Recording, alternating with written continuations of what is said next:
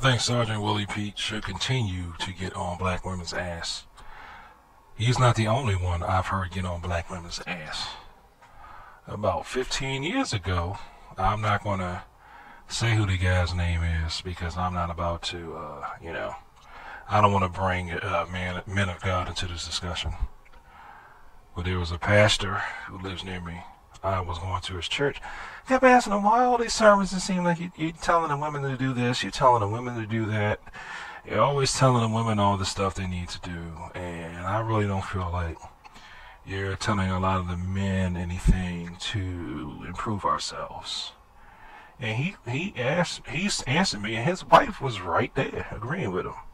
He said, first of all, if I get the women to come to church and the women are looking nice and everything, I can get the men to come in because the men are going to come to follow the women.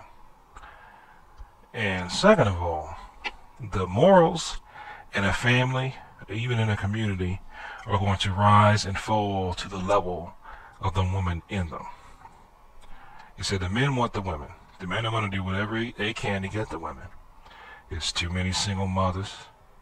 It's too many women dating bad boys. It's too many women having kids with the wrong men.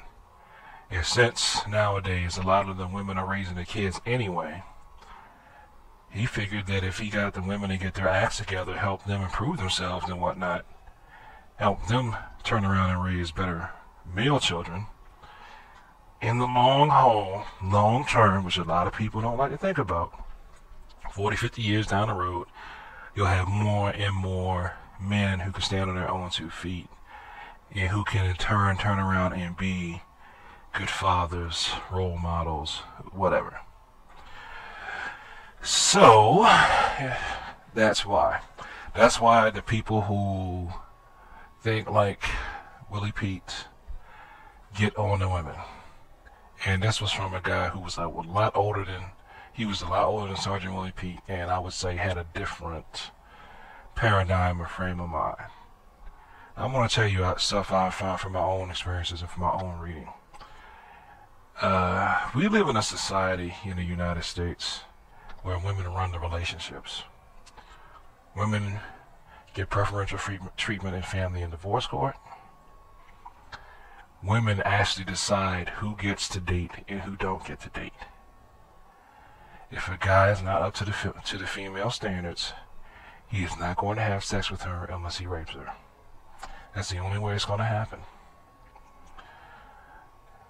Young men, especially at the ages when a lot of these kids are made, it's a big deal to impress women. Now, what a lot of women do is they take what may excite them on a physical or emotional level and also put that in the same box as what they need to mate with and make a husband.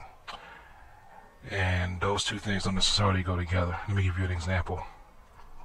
It would be like a man trying to turn a whore into a housewife. That is one advantage that men have over women, I think, is that when men look at women, they put them in 2 general categories: respectable and non-respectable, which you would say wife material, non-wife material. It's because a man will have sex with a woman. It doesn't mean that he would marry her or really want her to have his kids, really.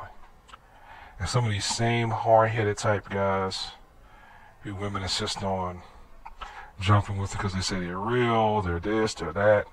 These are the same guys who would turn around and really not want to marry that chick because they don't feel like she meets his fantasy or expectation of what's homemaker material or what you would build a family with or a wife with. It seems like nobody's holding women accountable. It really does. Nobody's holding women accountable, but some guys on YouTube and local level pastors who don't get national exposure. Why? Because with the way our media is controlled by people who are feminist or sympathetic to feminism, if you're not on a pro-feminist tip, your message will not get mad play.